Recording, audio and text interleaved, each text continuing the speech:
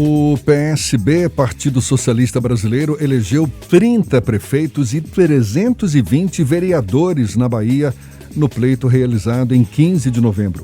Em 2016, em relação às prefeituras, o partido tinha conquistado vaga nos executivos municipais de 21 cidades. Portanto, agora teve um crescimento de mais de 30% nas urnas.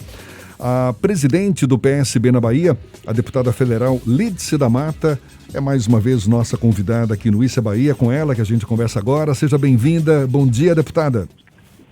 Bom dia companheiros. Bom dia a todos os ouvintes da Tarde FM que acompanham esse grande programa de informação. Muito obrigado aqui por aceitar o nosso convite. A senhora atribui a que esse crescimento do PSB nas prefeituras da Bahia? Ao trabalho dedicado da nossa executiva, dos nossos deputados estaduais, deputados federais, que integram esse esforço de fortalecimento do partido, né? E quais são os novos desafios a partir de agora, então?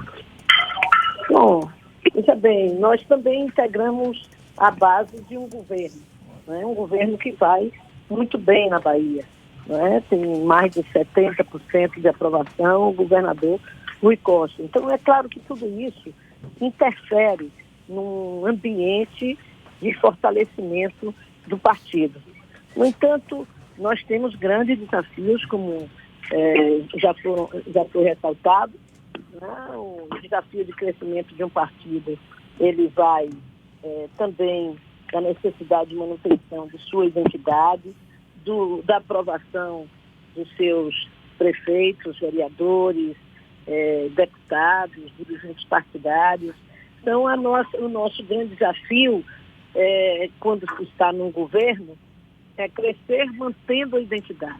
Porque, naturalmente, os governos, eles mantendo bases aliadas, eles vão unificando posicionamentos e vai diluindo, em certa medida, as identidades de cada um, ficando um pouco mais voltada para blocos de posições.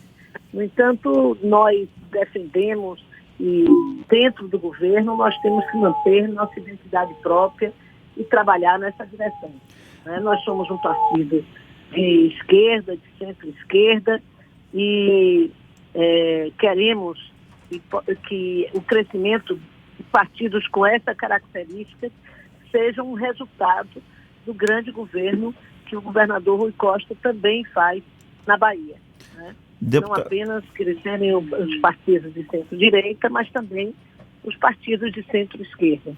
Deputada, na semana passada, após os resultados das eleições de 2020 para o PSB, o também deputado federal Marcelo Nilo tentou capitalizar politicamente, dizendo que ele teria sido o grande responsável pelo aumento do número de prefeituras do PSB aqui no estado.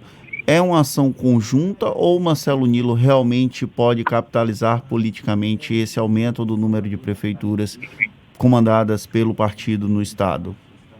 Olha, eu não vi essa declaração de Marcelo. Eu vi, na verdade, um card que Marcelo colocou, capitalizando prefeituras em todos os partidos, de pessoas que que sejam ou são ligadas a ele. Nosso trabalho é um trabalho coletivo, não há uma predominância de um parlamentar sobre os demais, né?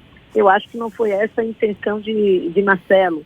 O Marcelo é um deputado federal que entrou recentemente no partido e só tem somado ao nosso esforço, ao nosso trabalho, e inclusive com muita unidade com as posições que nós temos defendido nacionalmente. Esta semana nós lançamos um manifesto de apoio a bolos que eram de em São Paulo, de parte da bancada, porque uma outra parte ainda está envolvida na disputa eleitoral.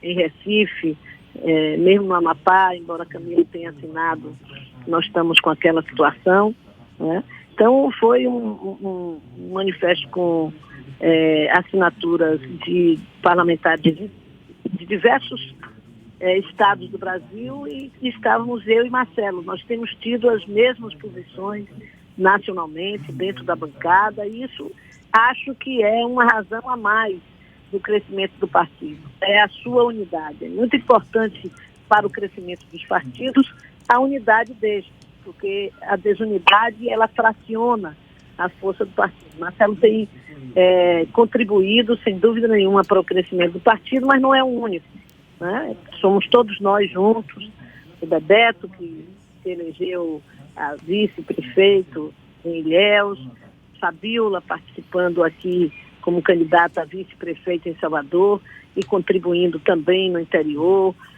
com a eleição de prefeitos que têm vinculação com ela, ou de pessoas que apoiaram candidaturas que também tiveram apoio dela.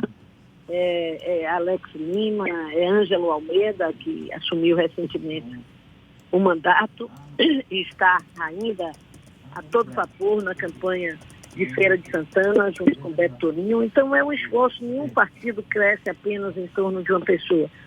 Diversas pessoas, e eu não vi esse card de Marcelo como uma referência exclusivista, não. Uma outra questão referente ao PSB aqui no estado é que o partido tinha uma perspectiva de candidatura em Salvador e acabou retirando essa candidatura e apoiando a Major Denise, indicando a vice Fabiola Mansur. Há uma expectativa que o partido ocupe espaços no governo Rui Costa, já que partidos como PDT e PL tendem a deixar a base aliada do governo. Já houve algum tipo de conversa com o governador Rui Costa após a eleição para rediscutir esses espaços dos partidos, deputada? Não. Pelo menos com o PSB, não.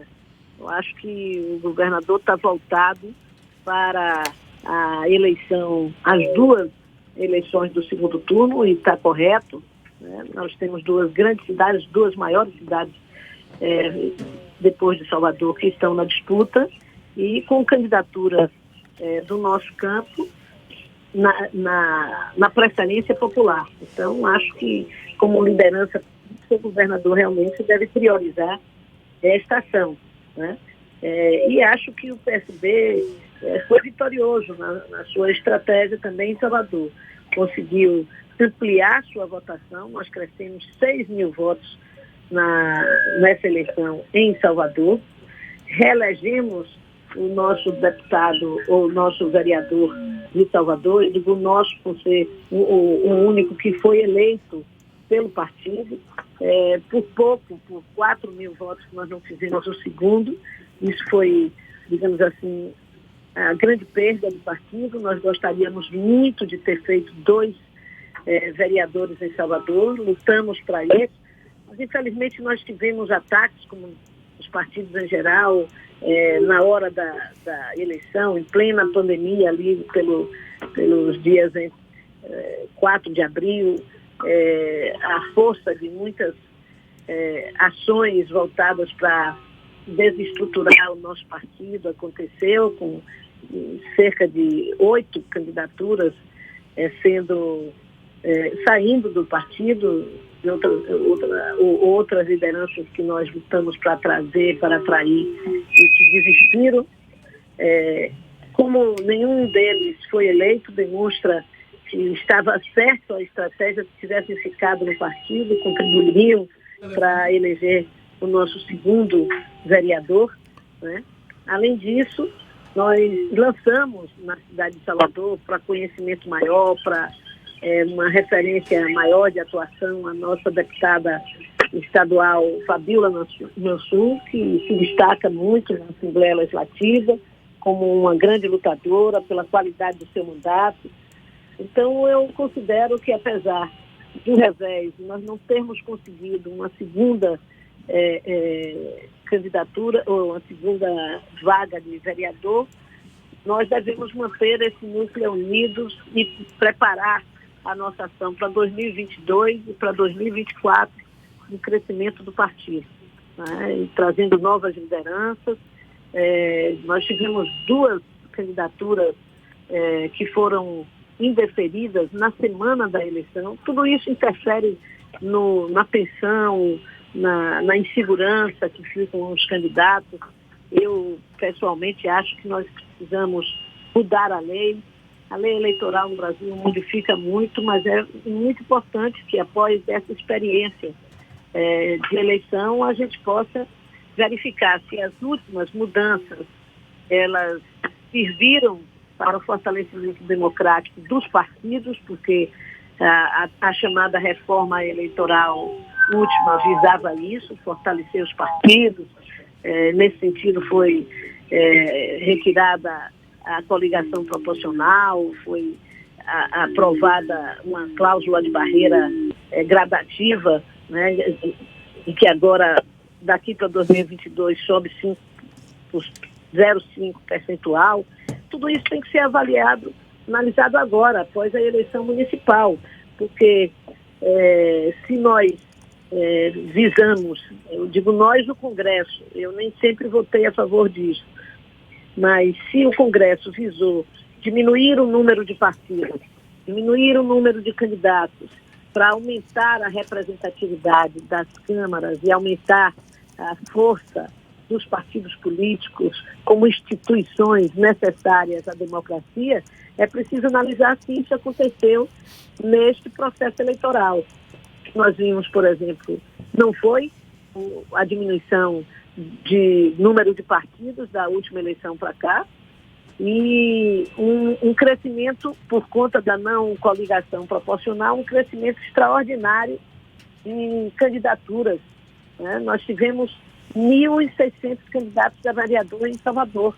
Eu não me lembro, nesse tempo que participo da política, de uma dispersão, de uma fragmentação tão grande, né? E isso tudo são consequências dos movimentos que foram feitos, né, para a chamada mudança da organização da política. Eu acho que é necessário, sim, se dar um balanço nessas últimas regras para ver se elas cumpriram os objetivos que se imaginou, Tá ou se certo. elas foram no caminho inverso. Tá certo. Deputada federal Lídice da Mata, presidente do PSB aqui na Bahia, muito obrigado mais uma vez por essa participação conosco aqui no Issa Bahia. Até uma próxima. Até uma próxima. Um grande abraço. Bom dia. Agora, 8h50 na tarde FM.